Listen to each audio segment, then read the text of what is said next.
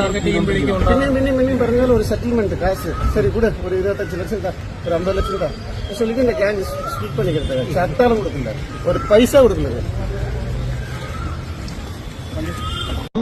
അമ്മമ്മ പ്രായത്തിൽ ഒക്കെ എനിക്ക് സെക്ഷുവലി ഭയങ്കര ഇഷ്ടമുണ്ട്.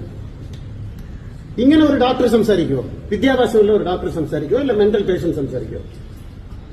വേറെ ഒരു കാര്യം, എന്റെ വൈഫ് സൊസൈറ്റിയിലെ വയലൻസ് വരുന്നത് ഫസ്റ്റ് മനസ്സിലാക്കണം. അടുത്തവന്റെ ഫാമിലിയിൽ കയറി പോകുമ്പോഴാണ്, അവരുടെ പ്രൈവറ്റ് സ്പേസിൽ കയറി പോകുന്നത് പേഴ്സണലാണ് അത് ഇഷ്യൂസ്. ഇപ്പൊ ഞാൻ കംപ്ലൈന്റ് കൊടുക്കുന്നുണ്ട്, നിയമപ്രകാരം ഞാൻ ചെയ്തിട്ടുണ്ട്.